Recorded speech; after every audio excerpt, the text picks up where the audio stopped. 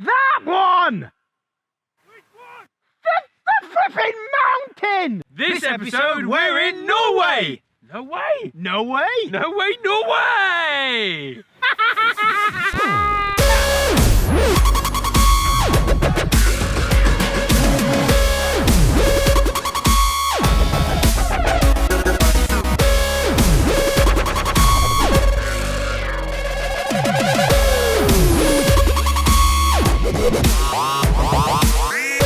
I'm super excited about this trip. It's the Arctic Circle, full of snow, full of mountains, full of lakes, epic waves. So we're on our way to the north of Norway, the Lost Islands, so we can go surfing in the Arctic Circle.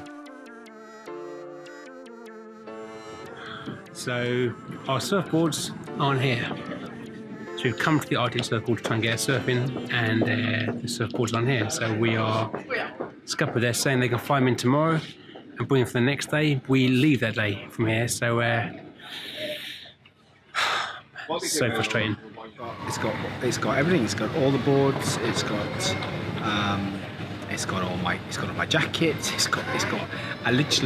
I have these clothes. No boards, no clothes, but I've got a balding bush.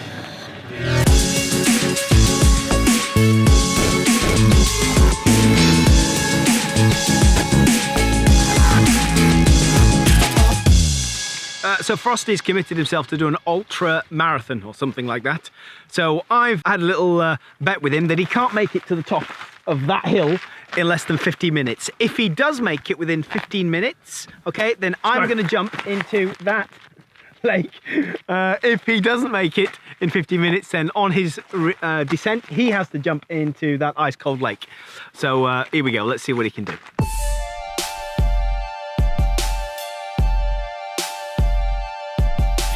That is ridiculous. He's off. He thinks he's done it, but that's the wrong ridge. You're the wrong ridge! That one! No, you're going the wrong way! Not that one, Frosty! That one! The flipping mountain! You're on the hill! You're supposed to have gone round there along the ridge of the mountain.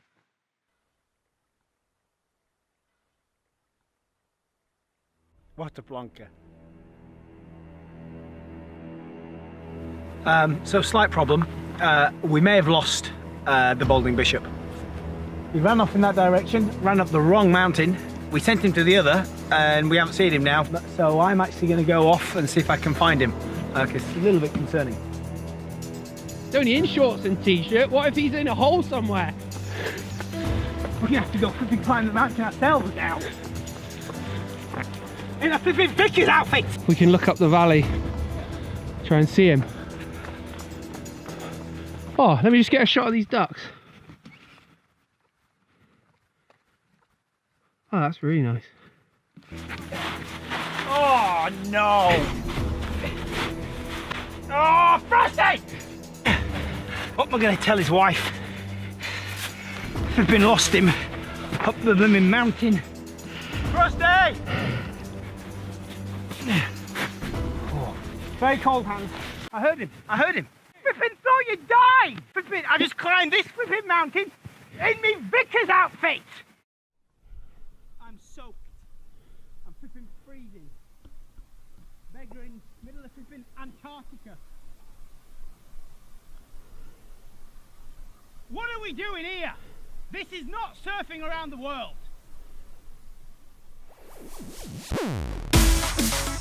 Having failed the challenge, Andy Frost refused to jump in the sea down below.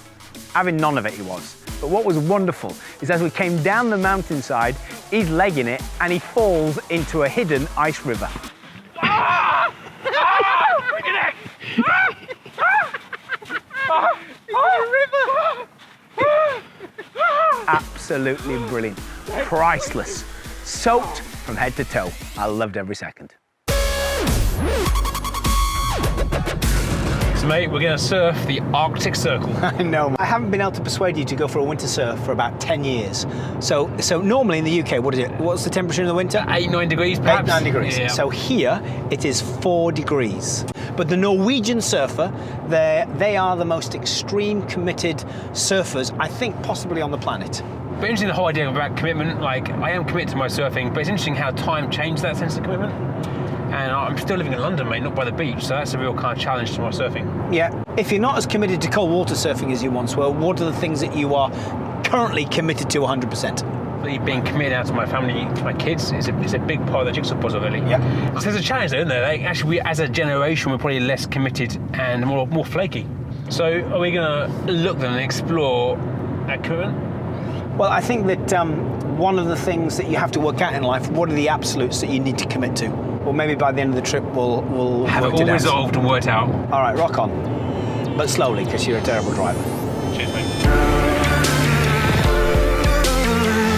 Now this epic drive, and Rich keeps complaining about the cold and how cold it's going to be.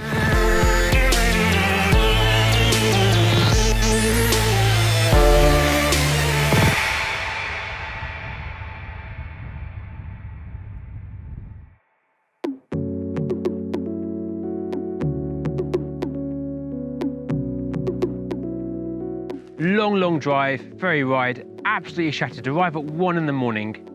The following morning, we get up super early.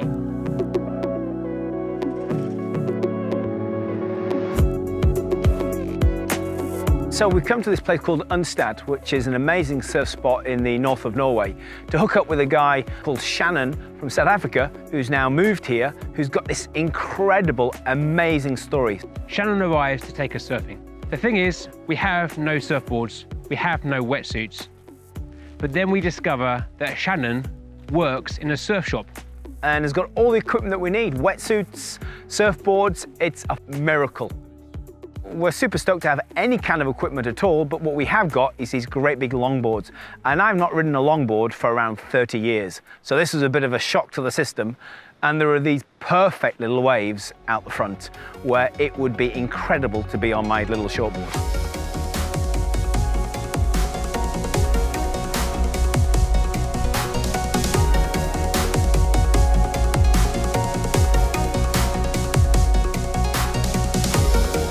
And I'm sat there watching Shannon rip these little waves apart on his little 5/8 shortboard, and I'm thinking, man, what am I doing on this longboard that I can't turn, can't ride, and I look like a real kook?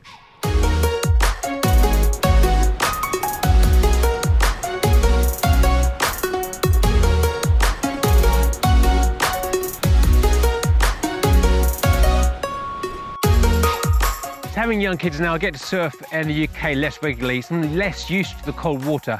And the cold water here is really cold. This one point I got stuck inside 4 or 5 waves on my head, and the water kind of seeps down the side of your hood, down into your body, through your gloves, through your feet, and it is freezing. You've got to be seriously committed to surf these waves regularly.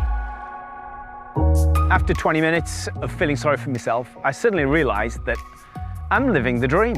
I'm in the Arctic Circle with cool people, riding these waves in the coldest water, some of the coldest water in the world. How great is this?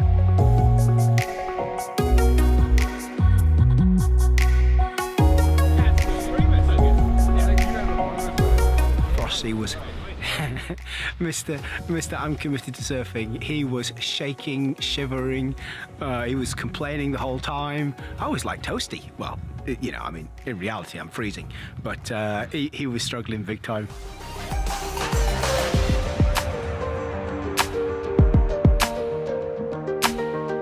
So I'm super excited to hear Shannon's story. I've heard it's crazy, and we wanted to take the moment to hear what he had to say. Yeah, I grew up in South Africa, actually in a place called East London. Yeah. And then I moved to Jeffreys Bay when I was 19. Well, yeah, so I was 15 years old when it happened, and this was the first day back at school. An hour and a half into the surf, busy paddling for this wave, these 2 great white sharks came for me, maybe around 4 meters long each. All of a sudden, I just got knocked into the air from the shark on my left. Yeah. And it just came from underneath and bumped me and knocked me into the air and kind of flipped me around and grabbed my surfboard in my hand and dragged me under the water with it. and the shark on my right was kind of going for my head and shoulders, but it missed me because the other shark got me first. Where did it grab you? Which part? My right hand, actually. 2 fingers were hanging off. There was a big hole in my hand and my wrist bone was bitten right through. The shark grabbed me, pulled me underneath the water, and then it let go of me and stopped and stared at me face to face, this close, with this mouth wide open. Wow. And again, like I had And no you could idea. see it perfectly with you because the water was clear. You could see. Yeah. Wow. I could see all of his teeth and his eye just staring into my face. But I had no idea what was going on. And when I got to the surface of the water, I saw all the other people like paddling frantically towards the beach. And I was like, what's going on? My board is lying in front of me. I'm like just swimming in the water. And then when I get onto my board and see my fingers hanging off, that's when I realized I was attacked by a shark and that my dream was actually reality. And then I started panicking, freaking out, crying, shaking, thinking I was gonna die. So I'm busy paddling. I tried to paddle with my right hand, but my fingers are hanging off. So I started paddling with it in the sky or in the air like this. And then I was like, I'm just gonna paddle anyway. I need to save my life. I don't care about my fingers. And I was looking behind me and to my right and left, waiting for the sharks to come back for me. So I didn't really believe that God even existed, you know? So this day I had no choice but to pray. And I was like, okay, Jesus, if you are real, I need you to help me right now. And I was just crying out to him, and all of a sudden, this peace just came upon me and calmed me down. That was a turning point in my life where for the first time ever, I experienced God and his presence and experienced an answer from him too, you know?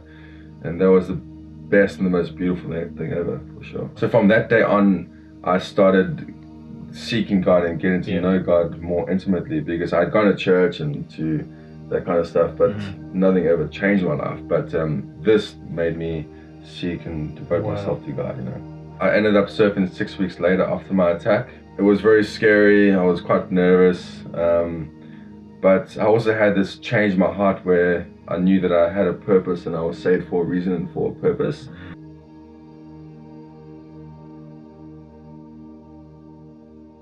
You then find yourself surfing in one of the most extreme spots in the world, Norway. Where there were no sharks. Where there are no sharks. That's why I came. And has life in the water been nice and tranquil here? Has it been without incident? Yeah, last year I was surfing in the Lofoten Masters, and I just paddled back from a wave, and as I was paddling back, I saw this big dark thing coming straight at me, like with a lot of speed. And in my mind, I thought, you know, it could be a shark, but it can't be because I'm in Norway. While I'm thinking this, it swam right underneath the nose of my board. While I did that, I just sat up and I tried to get my feet onto my board. So I was like, maybe it's going to bite my feet. And another one was coming straight at me as well. And while that one was coming straight at me, this one started turning and coming towards my right. And I thought it was going to come back for me. Then they kind of slowed down. That one just swam past me, and then the one in front of me just like veered off as well. But that was amazing. That was like one of them. So what was it? Oh, there were 2 killer whales. Man. So, but you know, they super social and friendly and intelligent, so I don't think they all attack a human in the wild. But that was scary. That was very intense. Wow. So you've had all these experiences, you keep doing what you do. What drives you? I really feel like I have a purpose in surfing and surf coaching. That's why I do what I do, just to share the stoke of not just surfing, but of the abundant life that was given to us through Jesus. And I want people to experience that, and I try to do that wherever I go, you know.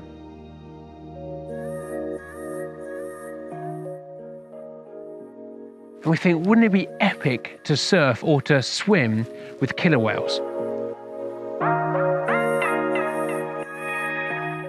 We arrive and meet Carrie, who organises these suckboard rentals, and he knows where the orcas are. She's an amazing woman. She's travelled the world on the pro kite surfing circuit. But now for 3 seasons I've been out with the orcas, trying to surf with them, swimming with them. So I'm not afraid when I'm down there watching them, because you see like, okay, they are full in control and they just are curious about you. They come and they look at you and they play with you and then they go away. And we find out that she was in the water just a couple of days before, swimming with these orcas, and they could come back at any moment. We only have a few hours here, so we wait and wait, hoping they're going to come back.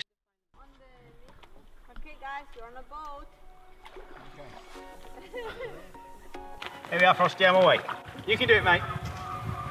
Go on, middle-aged bishop. That is the man who's on shore. Yeah.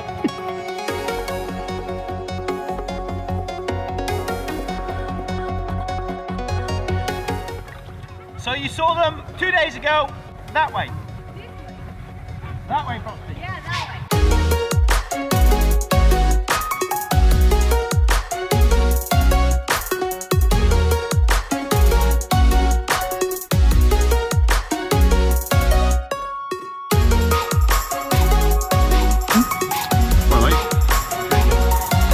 So no walkers. No walkers. No walkers, mate, no walkers. But either way, pretty epic, eh? Well, I mean, that was incredible, but we didn't get to see the whales, the killer whales that we spent To be honest, mate, if there are killer whales in the water right now, I'd probably fall in, I think. Yeah, this is Yeah. probably true. Having those massive beasts swimming around me would have been probably a bit off-putting, so... Should we have a hug? No. Celebrate? No. No?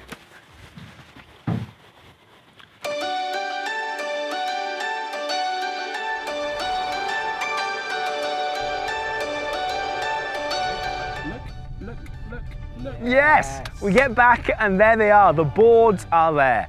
Everything that we needed. Clothes, boards, and all waves out front. It was perfect. Andy and I, wow, we were super stoked. We head off for an evening surf on our own boards.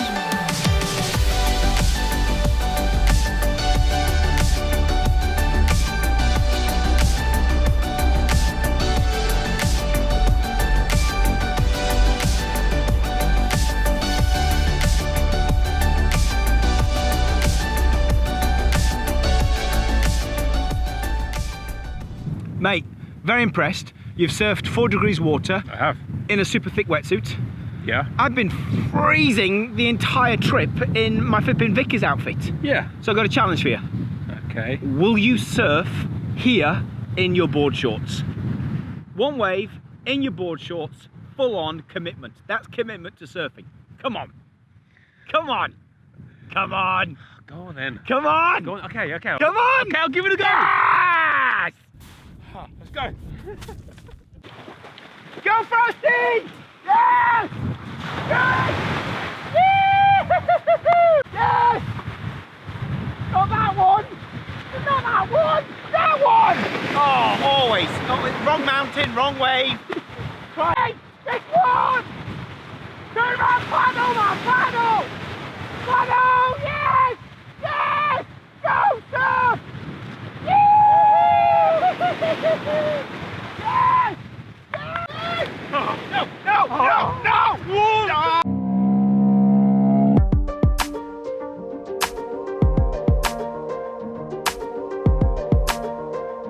Exploring the theme of commitment in one of the most extreme surf environments on the planet has been a real challenge. Often we give up on stuff, but this guy just keeps pushing forward because he loves it so much, and that's been a real lesson for me.